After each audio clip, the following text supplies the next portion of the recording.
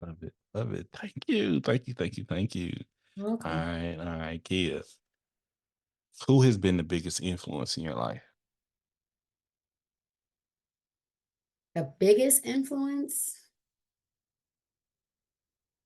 Mm, well, she's not here anymore. So,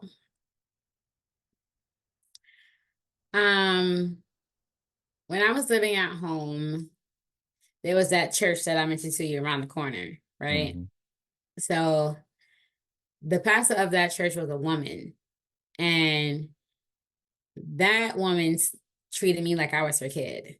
I was her daughter, and no one could tell her any different. And when I had to go back into the foster care system the second time, she was there with me all the time. She was at my court appointments.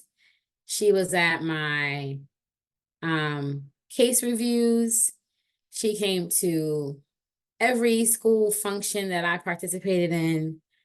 Um, she was there for everything. She was the epitome of what I would have wanted a mother to be. Um, and she was a fan of Kia. Like she pushed me and and made sure that I strived for excellence.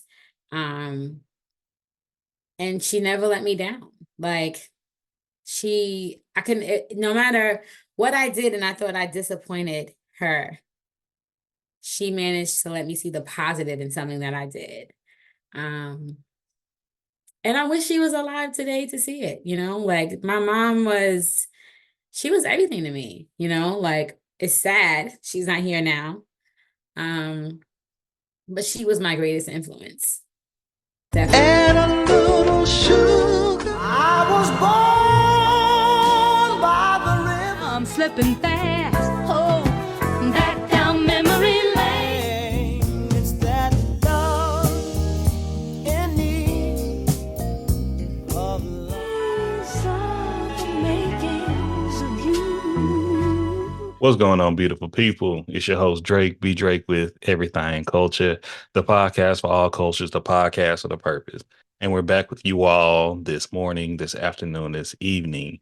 And we have the pleasure of introducing Kia. Hey, Kia, how you doing? I'm good, Drake. How are you? I'm superb. I'm well. Thank you so much for taking time with us today to share a bit about yourself and your background, your upbringing, just you in total. So I have to ask, have you listened to the makings of you before? I haven't. It's on Oh, my list of things to do, but I coming have up. not. It's on her list, y'all. So, but the thing is, these going to be a series of questions, a casual conversation all about you. Okay. And it's no wrong answers because it's you. You're the one answering it, and you're the only one that can answer it because Right. nobody else can tell us better about Kia than Kia. You know what I mean? Right. Makes sense. Yeah, yeah, yeah. So throughout this time, share yourself. Feel free to take breaks, as well as if it's a question that you feel uncomfortable with, feel free, you can pass over it. It's always okay. But Okay. we're excited to get into it. We're excited to learn more about you. And yeah, you just tell us when you're ready. We'll get into it. I'm ready. Let's go. Let's do it. Oh, all right, all right, all right. So Kia, how would you describe yourself? How would I describe myself? I would describe myself as a person who's naturally dope. Like I say that all the time to people that I am, if I had the opportunity, I would want to be my own friend. Mm, I think I am tenacious. I bring a lot of charisma. Like I'm extremely helpful.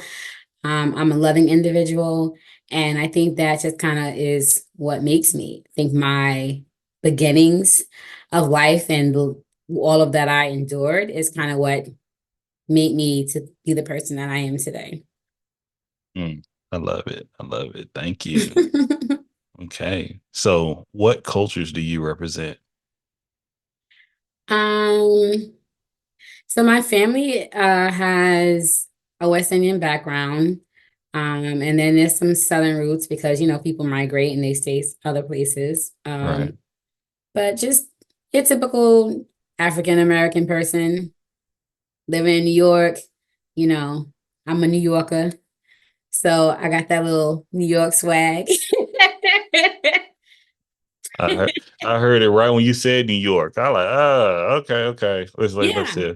You didn't Like, know. Yes, I'm from New York, born and okay. raised, People when they meet me, they're like, "Oh, you have an accent." I'm like, "I don't, but okay. Right. You don't. Can you say coffee for me one time? And then they asked me to say that, and I say Right, coffee because it's coffee. it's coffee. Right. I'm like, I go to the corner store and I get me a coffee. They're like, it's coffee. I'm like, no, it's coffee. If you sound it out, C and OFF, off, cough, E, Mm. coffee. Hey, this is the makings of Kia, y'all. So if kids say it's coffee, it's going to be coffee. It's Okay. coffee. I Yeah. do. So I get me an iced coffee. It's coffee.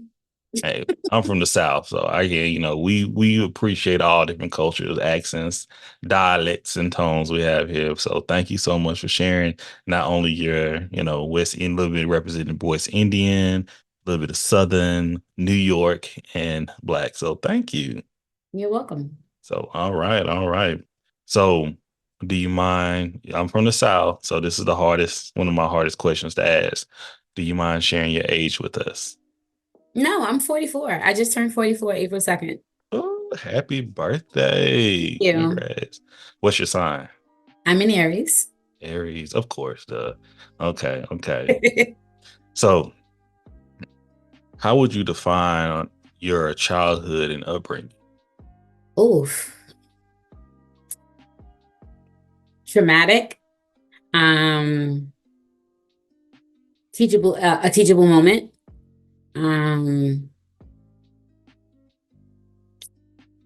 it was traumatic for the most part. Like as a child, I endured a lot, which is none of the things I want or I desire for my children, which is why I work as hard as I do. And I try to make sure that they're not in situations that I was put in. Where were the roles of your caregivers coming up? Um, so they were older. So it's funny. Okay, so like I was 1, 2, 3. I think I was like the third child born to my natural mom, right?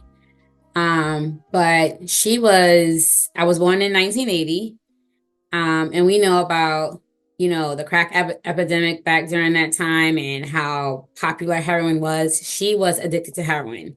So there were a lot of times when she was supposed to pick me up from school and she forgot, or she would be seen, like how they say the dope fiends, they lean, she would be like that. And I would be sitting like next to her outside. Um, until like she forgot me the last time and the school had it with her and they called child services. So I was removed from her care to kinship, where they put you with like a family member. Right. And I was with my aunt and uncle for a while, but they had, 5 children of their own, so it wasn't ideal. And I ended up going into the foster care system. Wow. Um, it just so happens that my birth mother, and this was like me when I was probably 5 when a lot of this was happening, 5 turning 6. She was pregnant with my sister. Yeah. And when that child was born, she was born HIV positive. So she was addicted to heroin, but she was also HIV positive. So, they have to wean the babies off the drugs while they're there. And the last I heard about my birth mother was she was given methadone and had to go to a methadone clinic to kind of like wean her off of the heroin. And it just never really worked. So I really don't know to this day if she's like dead or alive, like whatever happened to her. What I do know is that the family that got my birth sister found out that I was in the system too, and they took me in as well. But you would think that that would be a good thing, right? And it was not. Yeah. It wasn't what I was expecting it to be, because I felt like I had a piece of someone that was really my family. But she was sick. Uh, And rightfully so, she required, more care than I did, or more attention per se than I did. So she got more of that. Um, and I was just like, while I was older, I was just like forever in her shadow because she was the sick child. So it didn't matter what I had going on while at school or what my grades looked like. It was always overshadowed by this HIV positive child who was sick, and constantly in and out of the hospital. So my childhood was like hell. It was disturbing. It was crazy. Right, right. Um, and were you still stayed in that full foster home with your biological sibling until you aged out? So no, like I said, it's interesting. So this family adopted her and adopted me, and the other children that they had were adopted also, right? So there's about 6 of us in total that are adopted, maybe 7, that were adopted. And my younger sister, she died when she was maybe turning 13 or 14. Mm. Um, Either turning 13 or 14 or turning 14 or 15, between that age, between 13 and 13 15, and she passed 15. away. Yeah. Um, and from what I can remember, like I just endured what I had to be home. Yeah. Right. I feel like there was, how the family secrets, what happens in this house stays in this house, and kind of a thing. And there were children that were older than me. There was a child that was younger than me, and then it was my birth sister. The child that was younger than me was sent to live with another family member to be raised as that person's child. But she's still technically my sister. And then there were older siblings. So the traumatic part of this is that one of those older siblings molested me from the age of 10 to 13. So when, I was tired of things happening, it was just when I was like a freshman in high school. Mhm. Um, I went to school my freshman year, still living home with my parents. My adopted parents were elderly people, so they definitely didn't really pay attention to a lot of things that was happening at the house. They couldn't really read signs, and it was like trying to talk up and say something got me beat. So what is the point of saying something, right? Um, and so there was just one day I went to school like my sophomore year, and I just refused to go home. And I had a conversation with Mr. Grant, the assistant principal, and I was telling him like I can't go home. Like it's not a good place. And I was like, if you take me home, I'm not going to stay there. And he was just adamant about I'm going to make sure that you get home. And he drove me back home. And I think the groundbreaking moment was I was learning how to take the bus for the first time at that time, right? I was driven to school every day, picked up every day. And this one particular day, I had to take the bus. And you know how public transportation runs. Like, it's supposed to be on the schedule, but things happen. And I got home late from school this day, and my adopted father, he lost it. Like, he beat me like I was a dude in the street and Oh, told me to get my shit and get out his house. And the only place I could think to go was the church that was around the corner. So I went to the church. It was a Wednesday night. They had Bible study. That's why I remember. And I told them what happened. They brought me back home and was like, you can't just put her out. It's not a safe thing for her to do. There's nowhere, being on the street is not safe for her. And, he didn't speak to me. He left $5 on the table. I got up the next morning, like if I was going to school, I threw some extra clothes in my backpack. I got something to eat. I took that $5. I left and I never returned home. good. I ended up entering back into the foster care system. Yeah. Yeah. Yeah, thank you so much for sharing all that with us right there. Sharing you with us. That Mm, means a lot. And we met via TikTok and the work that I've done and mhm. we tap danced on it, but the experience that you experienced happens quite often. Yeah, So, but this is your experience and this is in the late 80s, early 90s, if I'm not mistaken. If I'm doing my math right. We'll be what around, we're in the 90s at we're this in the point. 90s now, We're in the correct? 90s now, because I was 16 in high school, and I entered the foster care system January of 1996 for the second time. Where when you transition back into the foster care system, what was that experience, if you mind sharing with us? Oh, so I went to live in a group home, but this one wasn't like a large group home. It was like 6 girls max.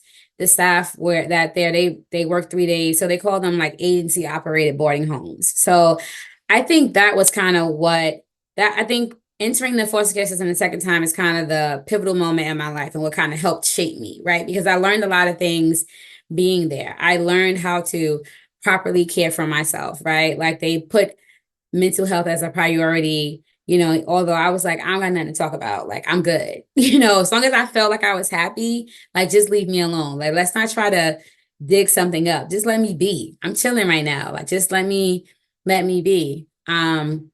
I did endure some things though in the group home, the second time around. And I think it was, which is crazy, right?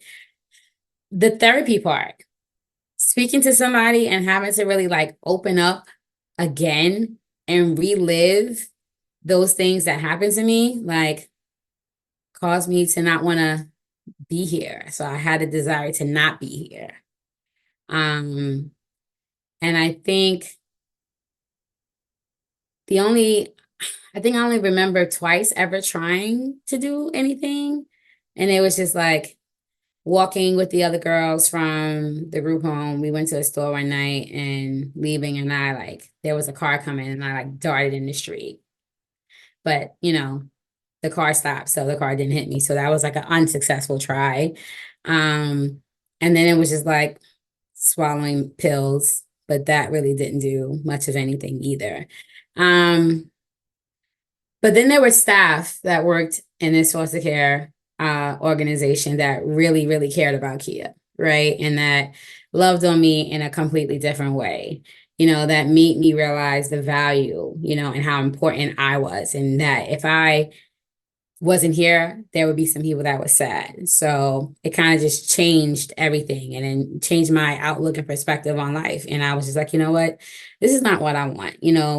The things that happened to me were horrible, but it doesn't have to define me. So it kind of just, I made changes. I focused on school. I focused on being a regular like teenager, getting a job, that kind of a thing. And that was it. Well, Kia, we're happy that you're here with us and Thank you. sharing your experience and sharing your story. Sharing you. This is the makings of Kia. If y'all just not tuning in, thank y'all so much. And Kia, you mentioned that you had a faculty member at the school that was gave you some assistance. I would say that. Mhm. How do you feel about your education in life so far? Um, I'm proud of it. I'm proud of me, right? So I went to high school, graduated high school, attempted community college, did like 1 year, and then I just felt like, let me work. I just need to work. Yeah. Um, I got pregnant with my oldest child at 22. And I was just like, I gotta work. I can't think about school now. Like, this is just not something that I'm going to do. But I finally completed and got my bachelor's degree, I think 2 years ago, because I went back to school. I want to say 2018. I was like, I'm going to do this. I'm going to do it. I'm going to do it. Yes. And I did it. We are proud of you. Go ahead. Thank you. Yeah. Like those degrees behind me are everything on that wall. Like I worked hard for that associate's, I worked hard for that bachelor's, And I worked even harder to get that human resource management certification. Like I'm proud of me. I'm Yes. very proud of me when it comes to that part. But we're proud of you as well. Okay, thank you, thank you, thank you. And you mentioned that you have some kiddos. Do you mind sharing your responsibilities and what do you like any kids that you mentor or any kids that you have yourself? So I have 4 children myself, 3 boys, 1 girl. Malachi, Jacob, and David are my boys, and Emily's my little girl. While I was living in Jersey, I mentored with the Urban League of Hudson Mhm. County. Yes. And they connected me with a young lady who was a teenage mom.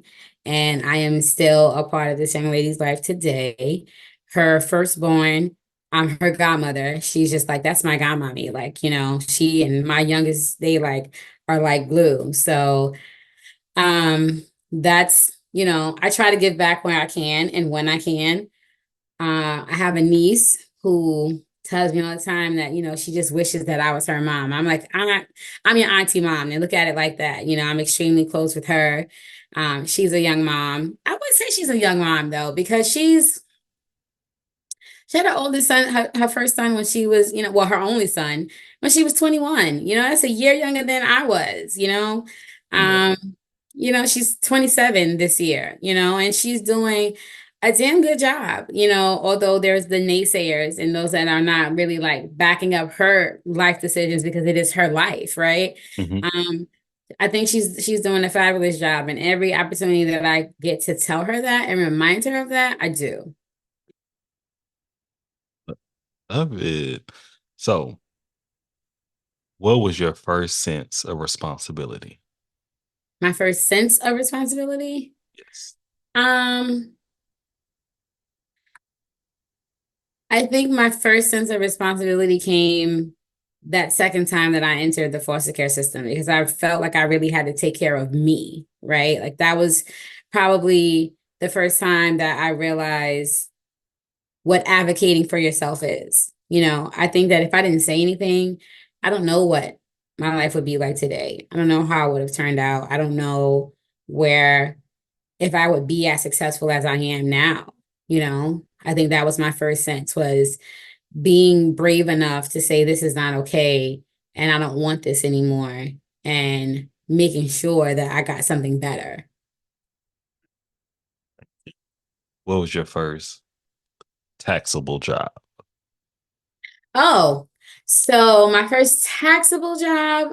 So I worked since I was 14, like 15 years old. So I worked Mhm. for summer youth employment. Like I was camp counselors. I did that like 2 years in a row. Um, I think I got my first real job at like 17 at Sweet Factory, which was a store at Roosevelt Field Mall. And Okay. then I got a seasonal job at the movie theater. So You've been out here making money, so okay. yeah, like I've yeah, I worked there.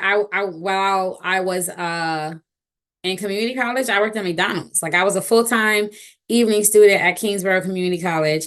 So I was working 6 a.m. to 2 p.m. at McDonald's, leaving McDonald's to go home, get my stuff, and then travel 2 hours by train from Queens to Brooklyn to go to school, to be in class from 6 to 9, Monday through Thursday. So um, yeah, I've been busy for quite some time, but I think my first real like grown up job came. I worked at the foster care company that I was a resident for. I remember that. So because I was a quick learner and I used to just like help around the office, someone's secretary went on maternity leave and that person needed an assistant and I was his assistant. So I worked there when I was 19. Look how you stepping into everything connecting together. Love Yeah, that. and from there, when there was a group home, one of the group homes for boys that they had, but it was in the Bronx. They were in need of a secretary and their person left. And I got hired for that job. And I had to commute from Queens to the Bronx. Um, and even when 9/11 happened, I was commuting from Queens to the Bronx for work. And of course, I couldn't do that for a while because the trains that I needed to take were shut down because of the path they ran happened to be underneath where the World Trade Center situation happened. So I was out of work for a little bit. But I was there with those boys who were my peers, right? Because we were same age, but I aged out at the group home. Like I was 21 and I was there the entire time until I was 21. So it's like the water of the state, they call you. Yeah, so I was a water of the state, so I was 21.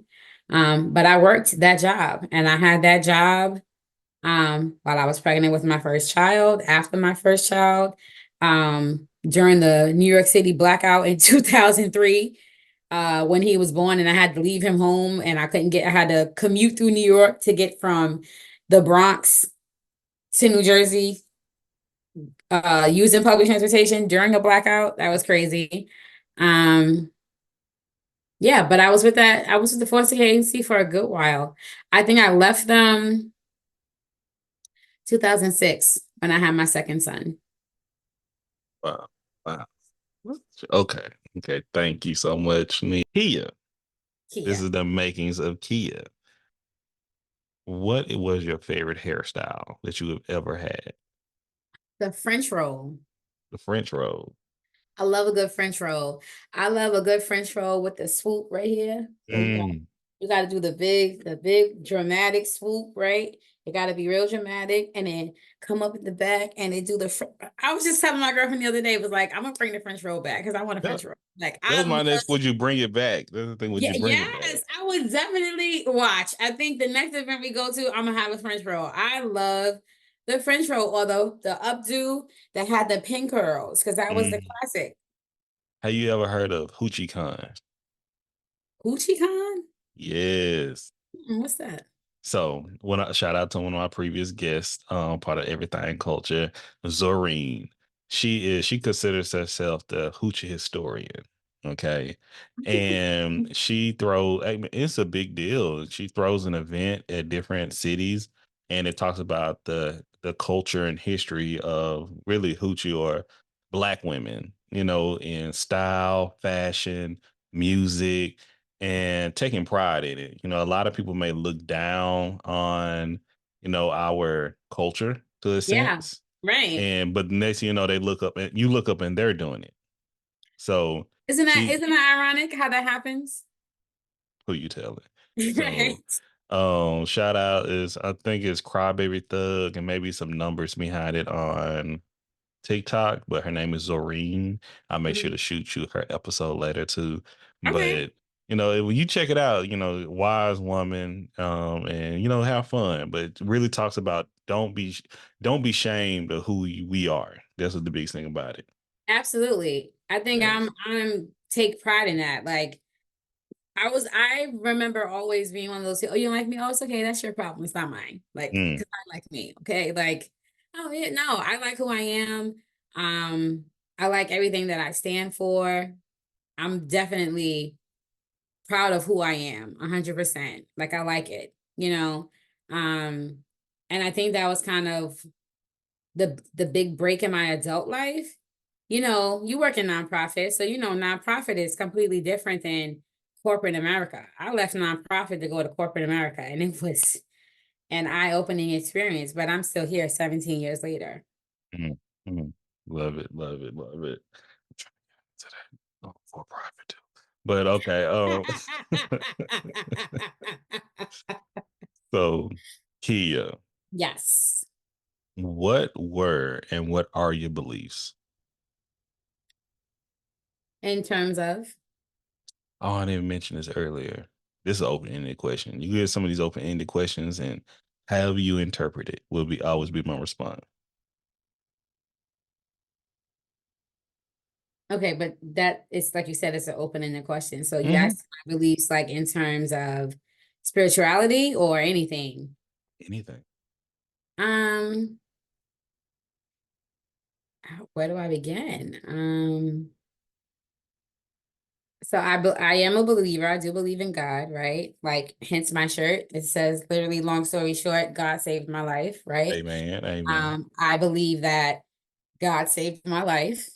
And that without him, I don't think I would be here, because there's little things that have happened. Well, there's not little things, they're big things that have happened in my life. And then I can sit back and think of all the little ways that God appeared and I didn't even know it was God then, and as an adult, you get a deeper understanding of those things and you can appreciate them. So that's first and foremost. I believe that I can do anything that I put my mind to, hence me finishing school and getting that degree. I believed I could do it on top of having a brand new newborn at home and working from home and during COVID, but I got it done. Mm-mm-mm. Right. So I believe that we are stronger than we think. And you just kind of have to focus on yourself and forget the naysayers. Love it. Love it. Thank you. Thank you. Thank you. Thank you. All Welcome. right. All right. Kia, who has been the biggest influence in your life? The biggest influence? Mm, well, she's not here anymore. So, um, when I was living at home, there was that church that I mentioned to you around the corner, right? Mm-hmm. So the pastor of that church was a woman, and that woman treated me like I was her kid.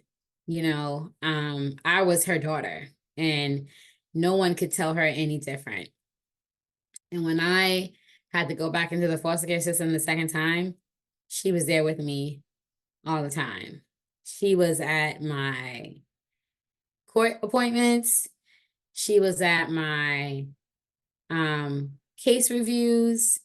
She came to every school function that I participated in. Um,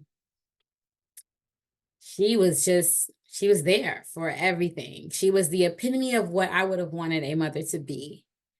Um, and she was a fan of Kia. Like, she pushed me and and made sure that I strived for excellence.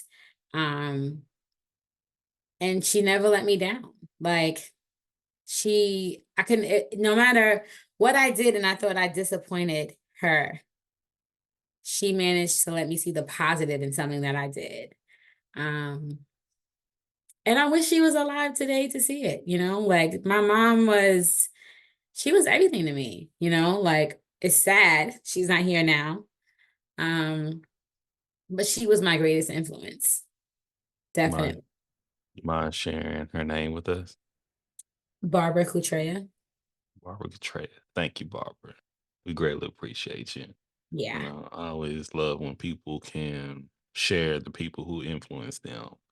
Yeah, I got to oh, she did. She helped me see things in me that I didn't see in myself, right? Like, when I was going to community college, I don't think I was as into it as I wanted to be, because she was like, "Here, go to school and you got to major in journalism because you just write so well." Like, English was, you know, I don't think it was my favorite subject, but I think I excelled in English at school. So from that, she just felt like I should go into journalism.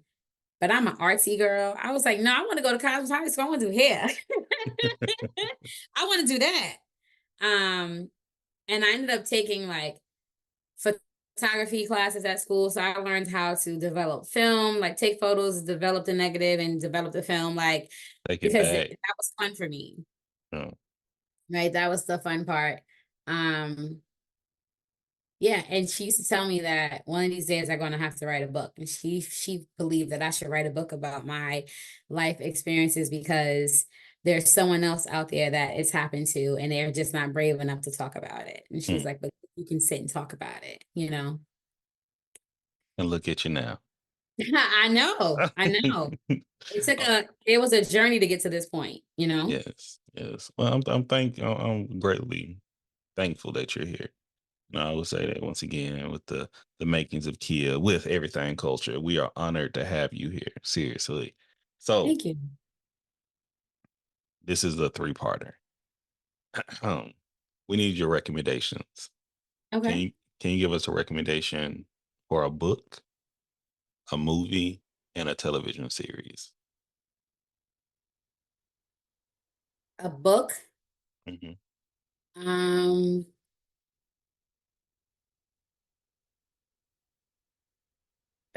okay, so does it have to be a particular genre or just any book? Okay. This is So the makings of Kia. Whatever you say goes. So this is so your episode. okay, so I'll tell you guys a book series that I thoroughly enjoyed. Okay, so there's two. So I thoroughly enjoyed reading the Twilight series, but yeah, and I read them all.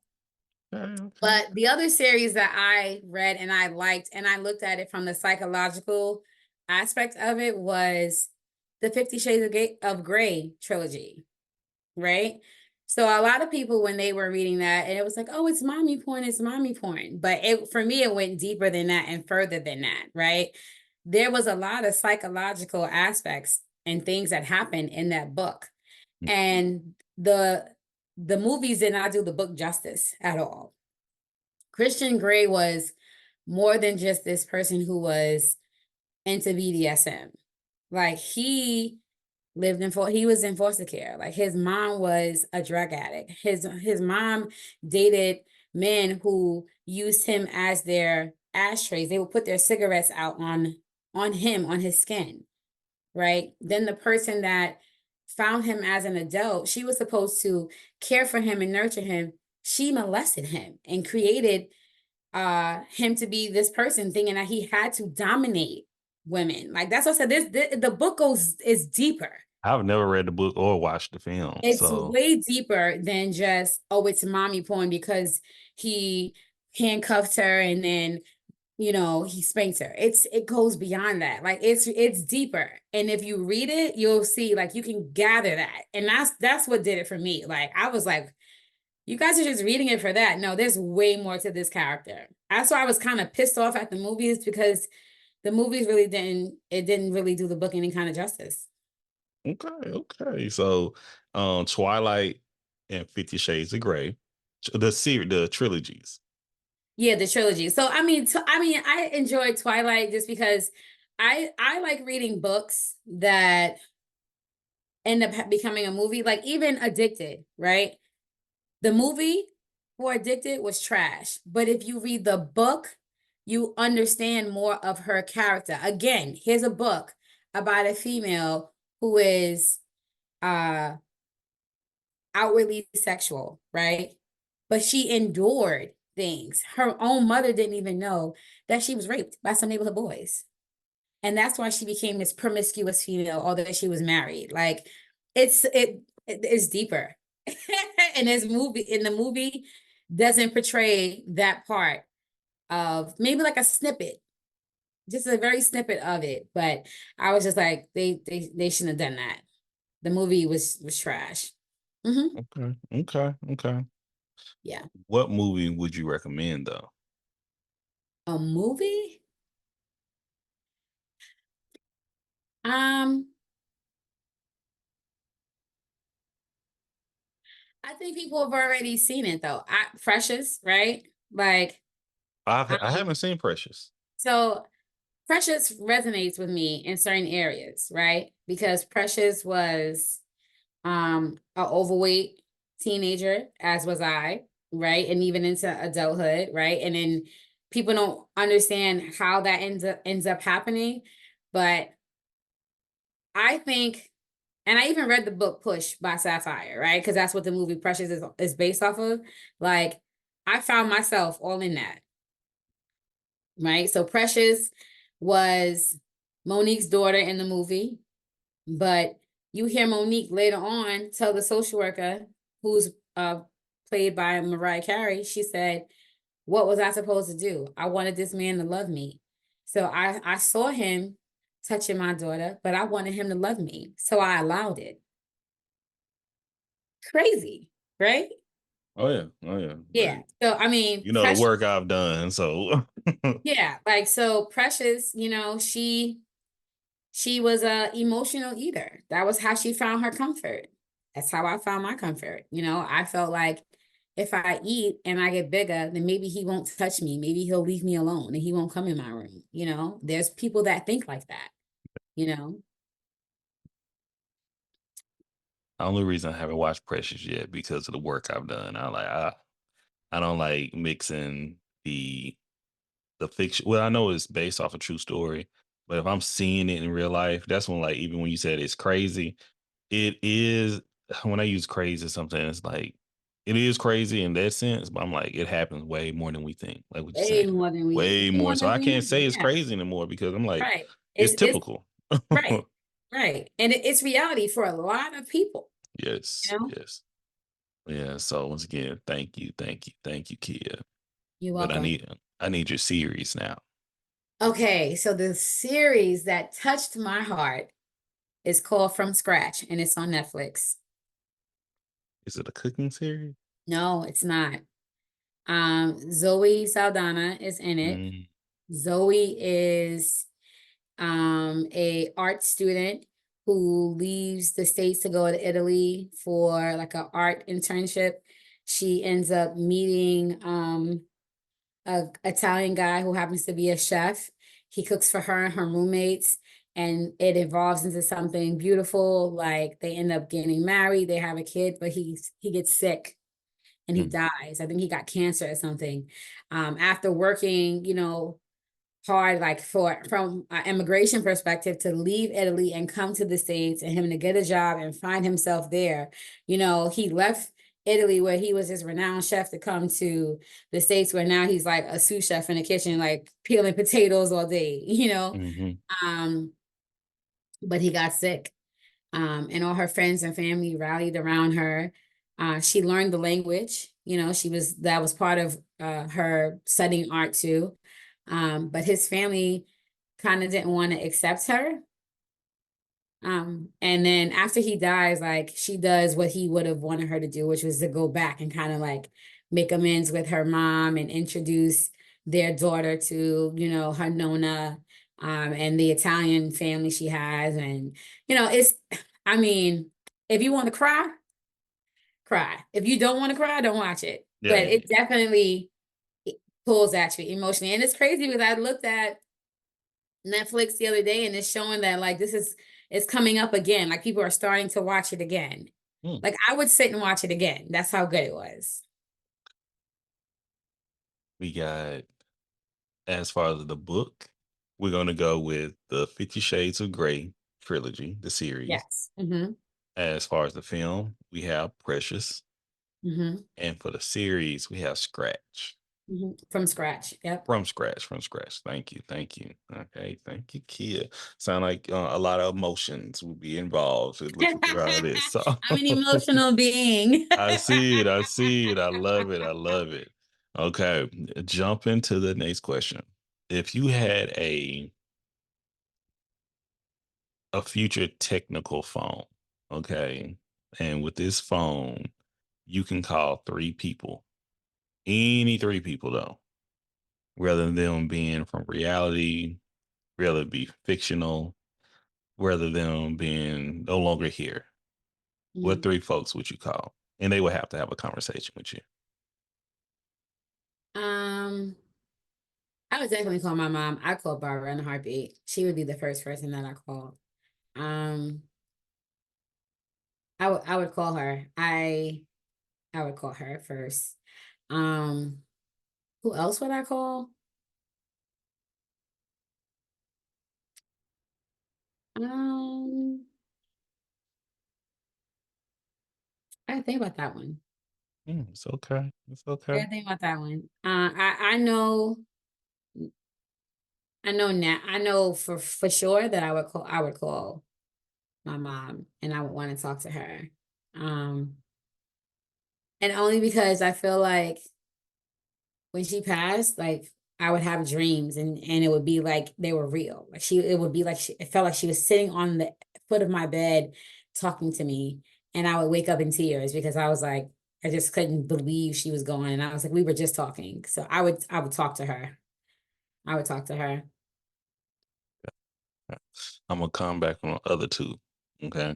Okay, let me think about it. I'm gonna think about it. It's okay. It's okay. We're gonna keep chopping it up. You feeling all right? Mhm. All right. All right. Mhm. Theme song. What song represents Kia? What is Kia's theme song?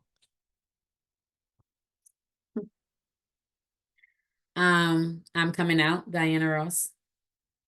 Okay, I rock with that. I rock with that. It's And I be want to it's play the songs in your episode, but them copyrights do not play. Okay, they would knock me all around. listen, that would be it. It's so much my theme song that when I gave birth to my daughter, because she's my only girl, that was my request in the operating room because I had a C-section, and I was like, you have to play this song for her. Oh, that's beautiful. I Mhm. love it. Love it. Love it. Okay. Okay. How do you define joy? How do I define joy? Yes. Whee, you got deep questions here. No, thank you. I would define joy, I want to say as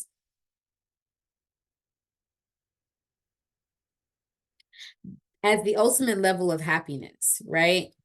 Um, and contentment, right? When I think I'm joyful or I feel like I have peace and joy when I'm content with whatever the situation is. When I can no longer harbor on the negative, but just focus on the positive or see the positive in it.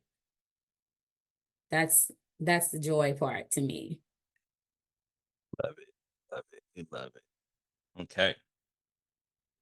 If you can have any artist's talent, what would be the artist?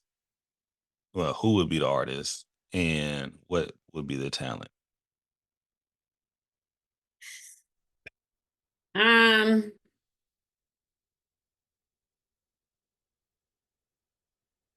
that's hard because I like the arts, right? So that's difficult. That's a difficult one. Um, True story, I used to play piano when I was a kid. Um, Mhm. and I used to be able to read sheet music, hence my tattoo, right? So the tattoo is the heart, which is the treble clef and the bass clef together. And then there's the staff and the sheet music and those notes, which are my mom's initials, Mm. BAC. So um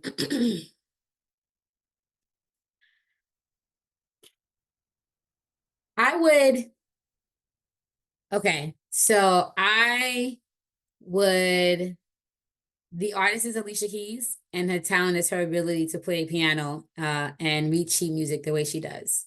So that would be it. Yeah. Okay, okay, love it. That's perfect. Okay, Alicia Keys and playing the piano. I always wanted to learn how to play the piano. I always did, but I always had my fingers too chubby, and it just don't work No, that way.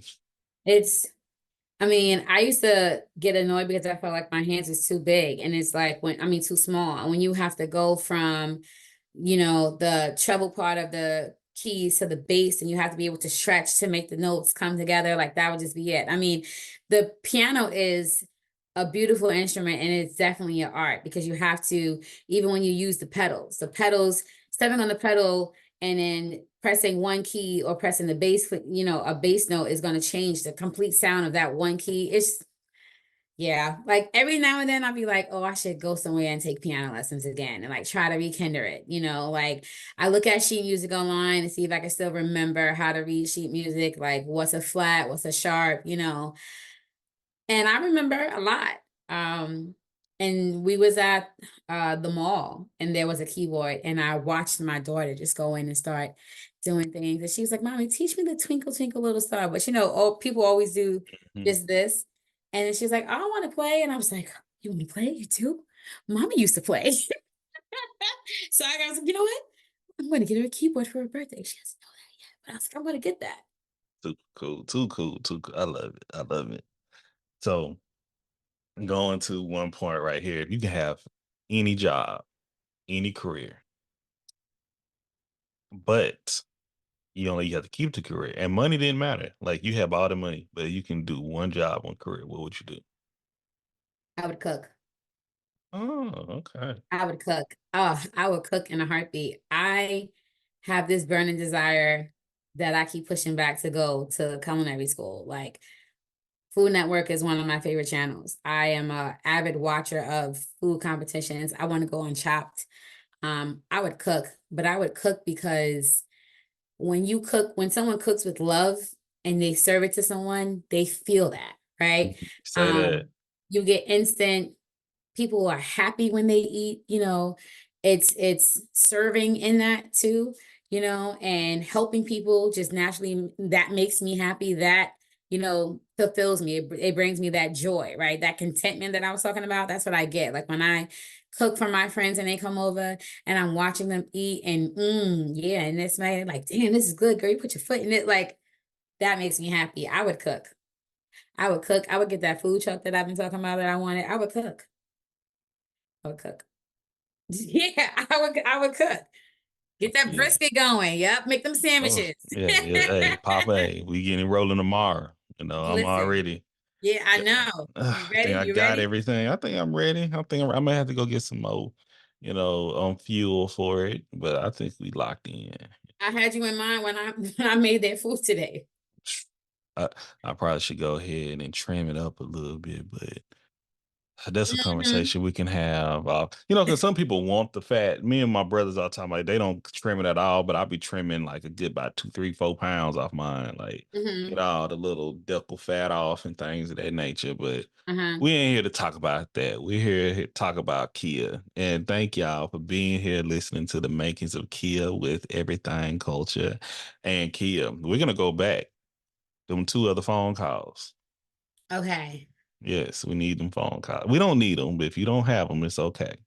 Um, if they past or present, right?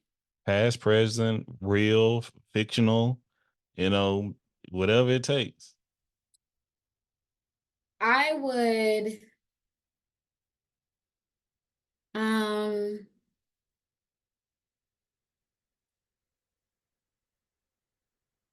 I think I would want to have a phone call with the Obamas Hmm. because I would want to get their in-depth perspective on their time in the White House, and ask them if they really thought that they did all they could to serve the country when they did, Mm-hmm. and get an idea of what they think the state of it is now and what's Mm-hmm. going to happen in the future. Like I would love to have a conversation with Barack and Michelle on that. And what's crazy is that Barack Obama had a policy he didn't have a policy. His grandmother. You remember when they were questioning his heritage and where he was from and all the kind of stuff? Yeah. So his grandmother had a policy with my company and he was the beneficiary on that. So when she passed away and they had to pay the death claim to him, that case was handled like it was top secret. Like the feds was there around us, Secret Service was there. That wasn't the case, but it was the case at the same time. Yeah. But back to your question, I would love to talk to those two people. Wow. I love it. I will use that for 2. Oh no, we could use them as one because they are the Obamas. Yeah, they can be on speakerphone together, Yeah, together FaceTime or something. or something. Um,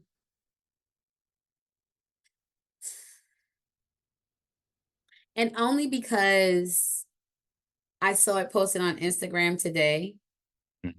Um, Today is like I don't feel like they should be calling anniversaries, right? But like the Yeah. day that we remember that George Floyd passed, right? Mhm. And I would want to talk to him, right? Because I would want to know if he imagined that that would be his last day on this earth. Mm. And kind of really like what was going through his head during that moment, like I still remember the video, you know, like that disgusting man, hands in his pocket, like knee on his neck like that, like a human being, and you were treated like he was a animal, like a piece of dirt on the road. You had no care for his life at all. And it's sad, it's sad, you know. But I would want to talk to him. I think I would talk to him. I think all the conversations, though, them 3 phone calls once again would be. I would want to just eavesdrop a little bit. I'm gonna tell you that right now. Like all three of them, all three of them. Yeah, I would talk about George Floyd, and I talk about Ahmaud Arbery a lot. Mhm. Breonna Taylor, all the way to goodness, the face is right here in my head, but I cannot think of her name. But this was some years back here in Texas. The woman Sandra Bland. Sandra Bland. That and being in Texas, that was crazy. But I always shared, being in the work of DEI. Sandra Bland is one of the reasons why I do everything culture as well and make space for us, Yeah, because going into corporate spaces, and like you said right there, I don't think people understand how this impacts us. This is not at like, all. oh, just go back. But why are we talking about it? Why doesn't, we don't get, I've heard we don't get into political things. And I'm like, yes, you do. Yes, you do. Because Mhm. if it's something happening in another country, if it's some type of bombing, or if it's some type of, y'all would shut down, you would change the profile pictures, y'all would do all the, y'all would have Right, filters, y'all would right. have challenges, We ice giving bucket things, donations all and that. all kind of nonsense. Right. But when it comes down to people who look like me, the main people you're serving, I'm not seeing that type of attention or Mhm. gratitude or sorrow or sympathy or empathy at that. So you sharing that with us means a lot. So thank you. Seriously, kid. You're welcome. Um, so in what areas in your life do you need to heal? Ooh,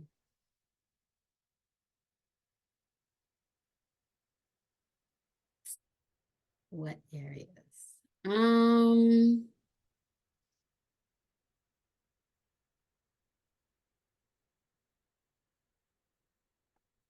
I don't know if I know how to describe it, honestly. I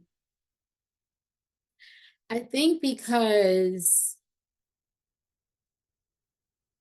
of how my childhood was from like 6 to 14, I think that's the Mhm. big area that I gotta kind of like deal with, right? Because it makes me second guess a lot of the things that I do. Like, although, I've done all that I could possibly do to raise my children, and I have boys, right? My oldest is 21, and he has to figure out life for himself. I can't dictate how it has to go. I've led him as far as I could lead him, and then he made his own decisions, and that's kind of something that I have to be okay dealing with. But then there's still that part of me that wants to fix everything, because I feel like no one tried to fix those things for me, Yeah, So I think that's kind of one thing that I probably need to kind of heal, one area. That little girl that um I think just wanted to be saved, if that's the right word, or wanted to be protected. And I think that kind of is what makes me a little bit overprotective with my children to a fault, because I don't feel like I was protected as a kid. that's good. Absolutely. And this kind of goes into our next question. This is a would Okay. you rather. Would you rather go back in time and speak to your younger self, or would you rather your future self come and talk to you now? I would rather my future self come talk to me now. Um, because I really can't change what happened in the past, right? I can just learn from it and use some of what happened to me collectively as strength and motivation, for the direction I want to go in the future. But my future self coming to talk to me would kind of help give me a path, or even answer the questions that I am that I have, or those changes that I want to make that I'm a little hesitant to make. I can get that reassurance from my future self, like, you on the right track, girl, you're doing the right thing, so I would want to talk to my future self. Okay, okay. Thank you, thank you, thank you, thank you. How you feeling? I'm feeling good. Okay, we coming to I know this may be a lot, but we coming close to the end. We No, it's seen the okay. mic. I'm good. I'm good. This is my first time, so I'm a little nervous, but I'm okay.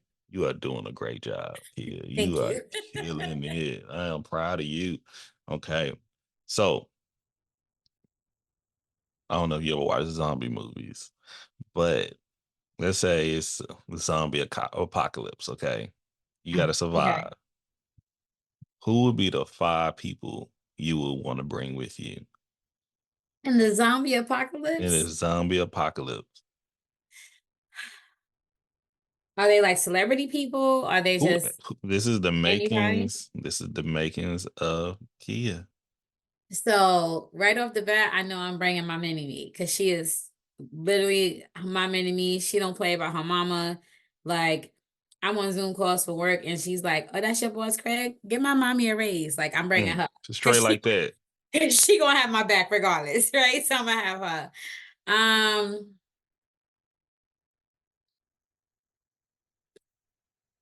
who else?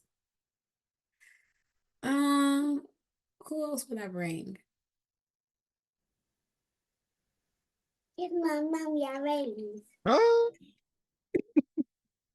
I got you, little one. um, Jason Momoa, Aquaman. Aquaman. Yeah, Because okay, he okay. already fought the water zombies, so he knows he gonna be able to help on land too. See it, I see it, I see it. um, Dang, I would have to bring my friend Janine. Janine is my friend from high school, Okay. and we reconnected, I want to say maybe a year and a half ago now. Hmm. Um, because she lives in DC and I live here in Delaware, and we've been like eight spoon coons ever since. You would never think that it was a certain amount of years of separation. Like, those people that you could just pick up, and it's like y'all never was ever like, that's just how it is with she and I. We just flow. Yeah. Um, and I love her for that. I would have to bring her with me, because we have a good time. She'd be like, "We go kick these zombies' ass." That's Yeah, yeah, exactly yeah, what she yeah, would yeah. say. So I would Already have to bring her. Um, got 2 more. Two more. Um, Trying to think. So what else is happening during the zombie apocalypse? Like, You gotta survive, you gotta have maybe someone to nurse, someone. It's almost like rebuilding civilization. If you had to rebuild and come together and survive and think of civil engineering and all that, who do you think you can rebuild something with? You already got who go have your back. mm-hmm, You already got your fighter.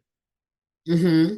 You already have the person that probably will give you the emotional support from the making you laugh and flowing with, you Okay. know, your tag team partner. So I need somebody now to like that could drive the trucks and fix stuff, Yeah, right? right. So there you go. Okay. So I'm gonna have to bring my brother. My brother Okay, okay. Philip. He is my favorite sibling. And there's pretty much nothing he can't do. And although we're 10 years apart, growing up, he was like my best friend. I used to know all his dirt, and Mhm. he would pay me to keep the dirt. So I would bring him, because he drives trucks for a living. He drives those 18-wheelers, so he could figure out how to navigate us where we gotta go, and he know how to fix stuff. Um, and yeah, I would bring my brother. I would Okay. bring my brother. Shout out the big bro.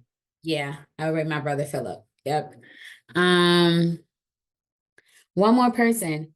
I would, you know what? Martha Stewart. You know why? Because she know how to grow stuff. You said we got to start over, right? So we're gonna Yeah, need yeah. the nourishment. She know the right soil to use, what seeds, how far you got to plant them, and she knows how to cook, right? And then she knows how to do all that home stuff. So she would be useful. Hey, I she would was have to locked. bring her. She was locked up for a little bit too, so she may know Right, how to so use that. she got a little thug in her.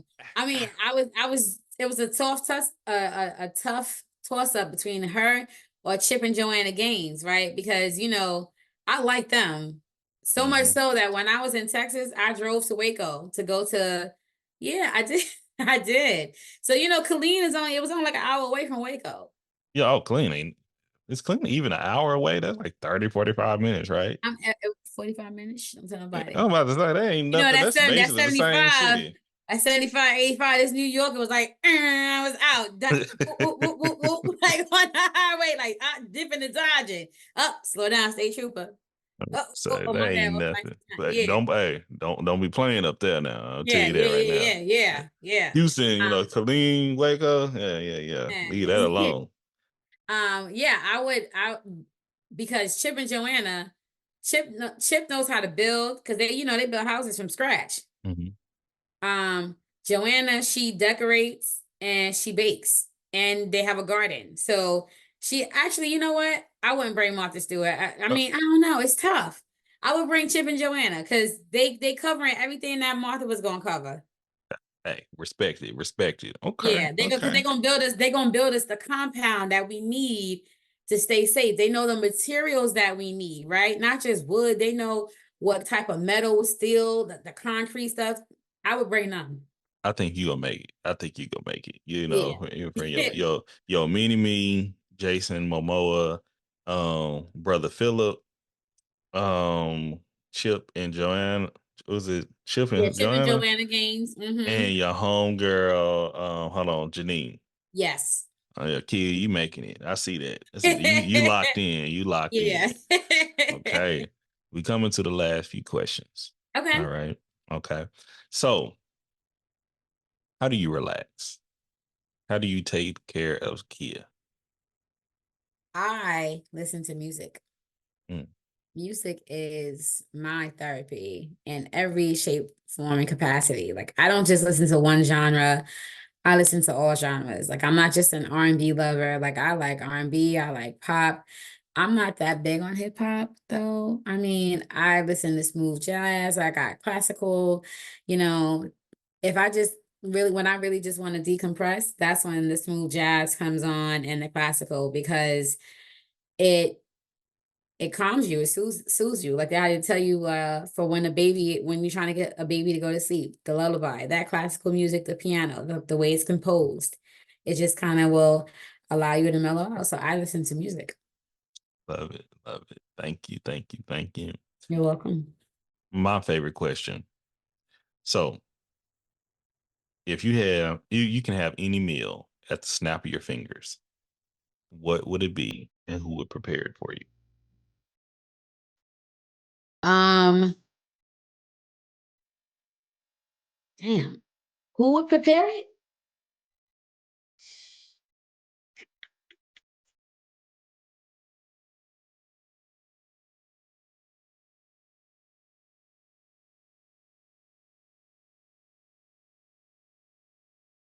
I don't know. That's a tough one. Mhm. Mhm. That's a tough one. Okay, we can put a pin in it. Okay, let's put a pin in that one. I'm gonna think about it. We'll put a pin in it. All Okay. right. How would you want people to remember you? I would want people to remember me as a fun loving and energetic person. I want to be remembered as someone who was always helpful and selfless because I believe that I'm all of those things now. Um yeah, that's it. Like mhm. Okay. Okay. We rock with it. We love it. We You love out here it. trying to you can't make this stop trying to soften this thug. Like I'm a New Yorker. You trying to make me soft. I don't like that. I'm doing Yeah, that. yeah, I don't worry. Trust me, I'll break you down. If I really wanted to, I could. But these are the questions we ask all our guests to come on. You got to let it out. So let it out. If you need to, you know. But this is how we do with everything culture, though. We appreciate you. We Mm-hmm. appreciate you, seriously. Mm-hmm. So, what changes do you want to see in your culture? Acceptance of our culture. Mm, Um, and less appropriation of our culture, mm, right? Like I would like us to be accepted for who we are, whichever way we come, whether we have afro or we're wearing, some blonde tracks, if we have braids in our hair or if we have, dreads. Like I just want us to be accepted for who we are because no one tells the our Caucasian counterparts, like they can't spike their hair or they can't, colorate it. But then, they turn around and they got dreads going, right? Or they're getting cornrows because they want to try it. Or they're coloring their hair, and it's okay. I would want us to really be treated the way they want to be treated. I want everybody to just be treated equal. Like I think our culture suffers the most. Like they don't like us, but they like everything about us. yeah, yeah. Right. It says so many times they want our rhythm, but not our blues. Right. Right. Oh, I like that. Yeah. You Yeah. try. I Yeah. can't. I like that. Yeah. So thank you once again. Thank you about for that. Um, Going back to that meal. Oh, the meal. So I'm a big seafood lover, right? Mm-hmm. So, Delaware. um, huh? I said Delaware. No, no, no. No, I mean, I just like I haven't gotten real seafood here. That's like the Baltimore thing. You go to Mm. Maryland and get you some crabs, that kind of stuff, the crab cakes and stuff there. But I just love seafood. Like if I had to eat one thing for the rest of my life, it would be seafood. Like you can give me some shrimp, you can give me some crabs, you can give me some fish. Like I prefer that over chicken steak or pork chop or rib any day, Yeah. Who would prepare Like for you though? who would prepare for me? So I was saying that it would be a toss up between two people. I don't even know this first person's name. I just see him on TikTok. The man that's in the woods, that's always cooking Yeah, over yeah, the yeah. fire with the cast iron, like the stuff he makes, I just be like, where you at? Send me your coordinates so I can come and get something too. Like um, he's always doing something, and I like it. Okay, And I like okay. it. The other person who I would have cook for me, um, is so weird. I would I would have Patty. I would want Patty to be able to cook for me, right? Because Okay, okay. if you remember when them patty pies came out and James Yes. Chanel Wright made that song about them pies and how everybody was going crazy for the patty pies, and my son loved the Patty LaBelle pie, and then people found out that they was eating the pie wrong. You're supposed to cook it, and they Cook was it. eating it right out the box. Um, but that was her love, right? That was one of her Mm, passions, apart from music, was cooking. yes, yes. And she came out with the bread pudding, and then she got the peach cobblers, that kind of stuff. And then she had a show for a little bit. But I would want her to cook something for me because I feel like she would sing while she's doing it. I like that. I like that. You Yeah. thinking ahead. You thinking ahead. Mhm. Okay, So okay. it's like a meal and entertainment at the same time. Yeah, yeah. Get comfort. That's the Yes. main thing. I Both like comfort comfort, food. right? We were talking about food earlier. I didn't want to share about my experience, but trust me, that's my comfort for positive and negative, and I have to get out Mhm. of that. But we ain't talking about me. Listen, but it's what we have in common, I right? know, I It's the thing know. that you think you by yourself. No, like that's it. One of the things that my friends tell me all the time, that they like is how fast I can make a meal, and it's like I was cooking it all day. Yeah, or how creative I can be. Like I'm like, oh, I don't have much. I just got this. Let me see what I can do. And I just put something together. And they like, what is this? I'm like, it's food. Eat it. Yeah, yeah. It's something I made.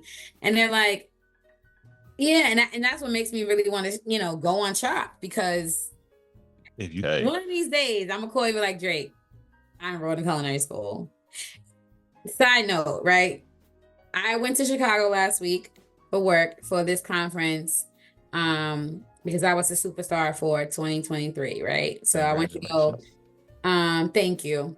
And we got to have dinner with one of the executive VPs, right? And it was different conversations coming up, but I was sitting next to a CVP, and then I was sitting next to another VP, and then they were asking me like, what some of the things I like.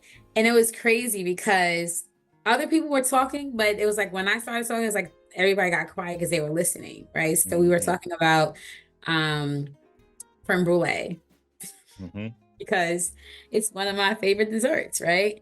And I was saying how like, oh, I just got these new ramekins, and I'm trying to perfect, the custard that you make for it, because you got to be careful when you're mixing, tempering the eggs into the milk, because if it's too hot, it'll scald it, and then the eggs will scramble, and then the custard is gone. And the entire room was quiet, and even the executive VP was listening to me. And I was like, yeah. So then you got to take like the sugar and put on top and torch it. So I found me a torch on Amazon. It's in like my cart. Haven't ordered it yet, but I'm going to. I'm like, oh, and I just got some vanilla bean paste because it's better, and I like to see the specs. Like they were just like intrigued. They was like, so are you gonna make it? I'm like, yeah, I just got to perfect the custard. Yeah. And so they're like, when you come in the office next time, bring us some creme brulee. And I was like, really? And it was a running joke, right? So we're at dinner and it's dessert time, and the VP goes, kids, don't worry. I already told them to tell you no if they have creme brulee, because that's not it. And I was like, yeah, I'm sure you don't mind. And I asked the waiter, I said, do you guys have it? And they was like, no, we don't have it. Yeah. And it became a running joke for the rest of the conference. When someone who was at that dinner would see me, they was like, did you get any creme brulee yet? And I was like, no, not yet.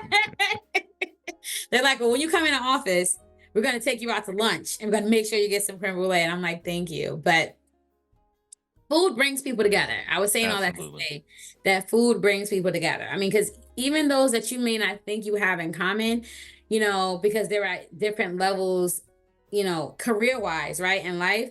Like I literally found out that the place that I like to go for lunch is called Hillstone. Like they have a fish sandwich that I like, but they have a beef tri-tip sandwich, I think is what it is. And it comes with the au jus and all that other extra. And they make a real good Arnold Palmer, right? That those same people who I don't really talk to on a day-to-day, they love going there too. And they love the same thing that I love, And it's just like, when you talk to someone, you find that out, it's like, oh, okay. Like you like brisket. And I'm like, you know what?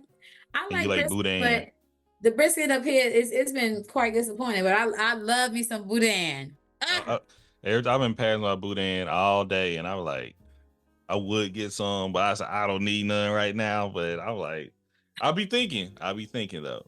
But I went on DJ's website to see if I could order some and have it shipped to me. I called my brother. I said, go to HEB and give me some boudin and ship it to me, because I want they some. got plenty.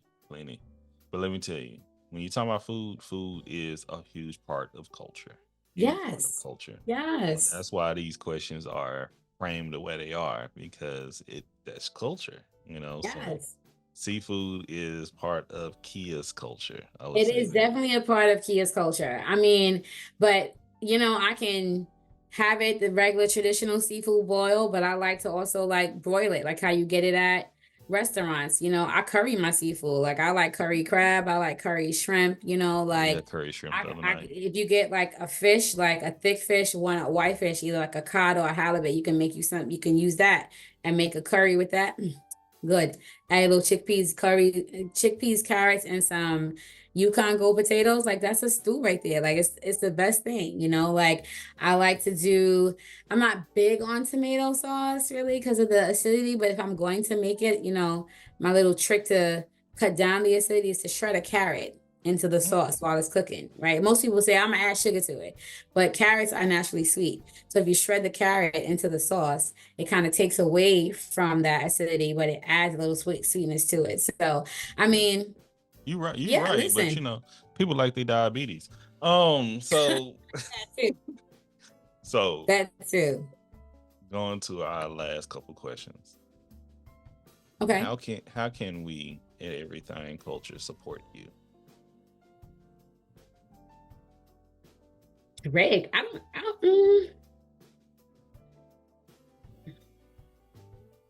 don't know. This was one way, right? I didn't know that this is what it was going to be, honestly. So that day that you and I were talking on TikTok, and you were like, "Oh, we should talk," and I thought we were just gonna have a phone conversation. Oh, Um, I was definitely taken aback yesterday when you was like, "Okay, yeah, we can do it tomorrow," and was running down what was gonna happen. I was like, I thought he just wanted to talk about my experience in foster care. I didn't know he was going to be this whole podcast thing, but I was like, okay. And I had to give myself a pep talk. And who I was with, Jenny, and she was like, okay, so what are you nervous about? Just go talk. You got it. It's no big deal. I think continuing to have the platform that you have, having the conversations that you have, allowing that free flow of conversation, especially on TikTok, is great. Because you get to, like how we met, right? You find out you have a lot in common with other people. You can kind of formulate relationships with people just using that particular type of methodology, right? Where some people don't do that. And I think just allowing people to share their experiences, right? The topics that you have are good. Like that one you sent me, the Mother's Day segment, right? I'm like, okay, I can't listen to this anymore, but I think it's good. I think that is just keep being you and doing what you're doing. And I think that's supportive enough because everyone can find themselves somewhere in one of those segments that you have. Yeah, thank you. Thank you. You're Crib, welcome. thank you for that. And thank you for being you. Thank you for sharing yourself with not only me, but Everything Culture in the audience. And trust me, the conversation's not over. They gonna hear the rest later. We still could chop it up. But I definitely want you back in the future where I have the panel of adults who are in CPS custody as children. With Yeah, that's good. Yeah, that's so good. but this is just a start. Yeah. This is for when our audience get to know kind of like what your friend, or not your friend, but your mom was telling you about writing that book. Was that your mom? Yeah. Yeah. Yeah. Like, hey, this is a way for people can listen to Kia. You learn a little bit about you, know that you're a human being, knowing that you have accomplishments, know that you have family, you are making an example for a lot of young kids that may be coming up and may not see the future. You know what I mean? They may not see, they may be the 16, 17-year-old kid, and now they're able to listen and watch 40-year-old kid with those degrees behind it, so Yeah. that, and talking about making creme brulee, Yeah. that is, Like, yeah. you feel me? So that's why I do what we do here. You'd be surprised the impact you have on others. It's just hope you continue to put the word out. But Kia, you've done it. You did it. You completed the makings of you with Everything Culture. Congratulations. Oh my gosh, So we're proud of you. We appreciate you. Thank you. And if people are looking for you and you're trying to be found, where can they find you?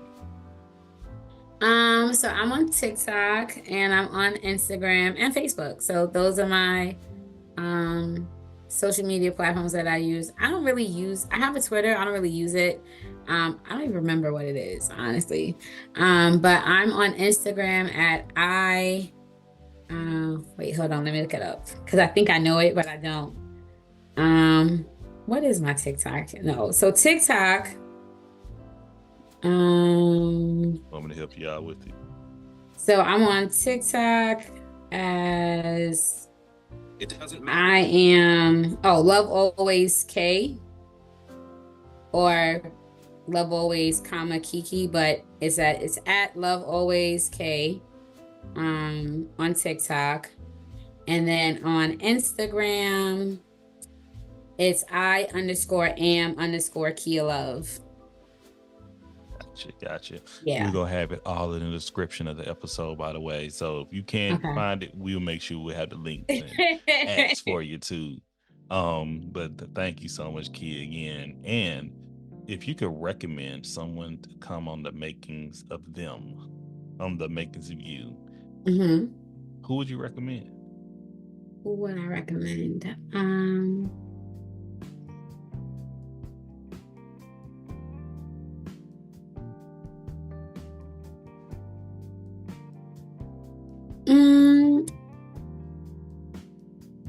So, I'm thinking. I would recommend my friend slash colleague. She started out as my colleague, but we are bona fide friends. She's someone who I admire, right? I admire her tenacity. I admire, her ability to push through. I admire just how she handles her work-life balance, because it's not always easy. Like, she is a mom, but she's also a caregiver to her mom. And she manages a team of, I think she has like 7 or 8 people on her team that she manages.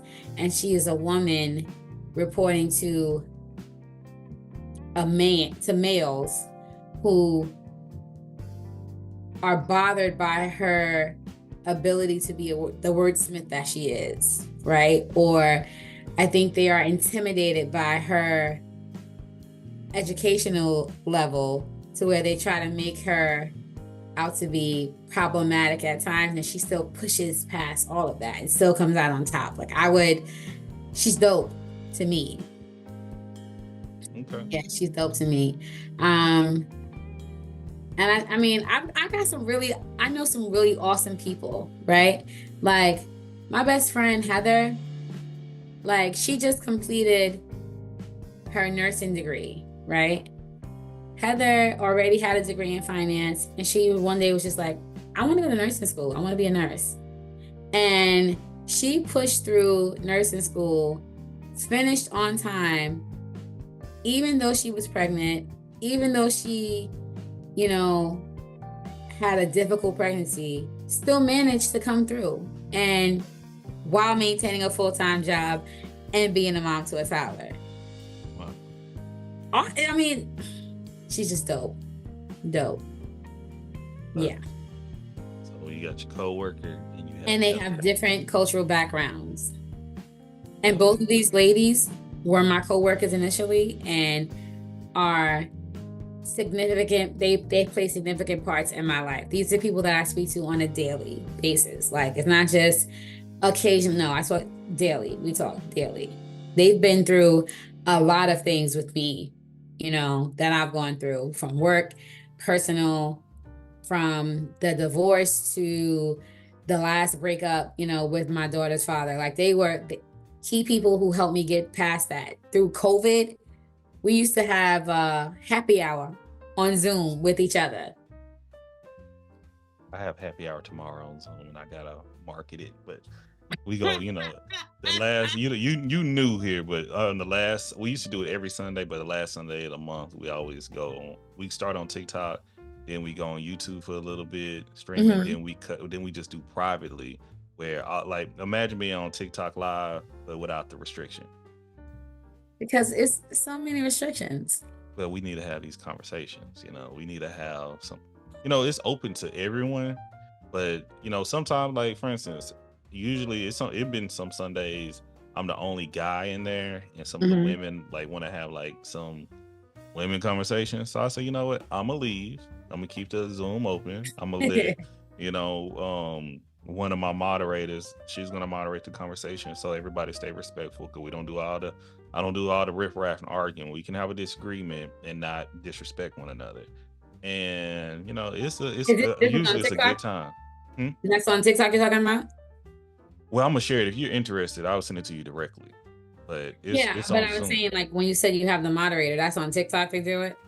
Well, I have no. It's on everything. I always try to keep a Okay. moderator. So even on Okay. Zoom, I'm usually the moderator. But Mm-hmm. even on Zoom, if people start woo, woo, woo, I'll mute everybody. Like, hey, you don't Ain't do no that. time for that. Yeah. Yeah, y'all, yeah. This is what you're trying to say. What you got to say, and get a comment. This what you can say, and we gonna end it right there. Yeah. I'm Yeah. a media. I've been I haven't practiced mediation in some time, but dispute resolution. We ain't here to shame one another, disrespect one another. And I tell people, if you come in there with that, well, all women or all men, this ain't the space Yeah, for this that. ain't it. Yeah. You know? I've seen some of those on TikTok when, how when you just scroll and you see the people that's on live and it's like say you were hosting it and then you have those little squares and there's a bunch of Oh people no, up there and I'm like, you guys are over talking everyone. Like you can't hear me. I can't hear what you're saying. Whatever point you're trying to make, the message you're trying to convey is going to get lost in translation if you're talking, she's talking, and he's talking at the same time. And I just feel like as adults, you don't know that. but they don't. But unfortunately, chaos sells, and that's what a lot of people are there for. But this has been peaceful to me. This has been Yeah. pleasant, and I want to say thank you again. And you're free to come back on live to another conversation and the panel in the future for locking in the makings of Kia with us. Thank you. Thank So you. I want to say thank y'all again for listening. God bless, and we'll see y'all with the next one. Peace.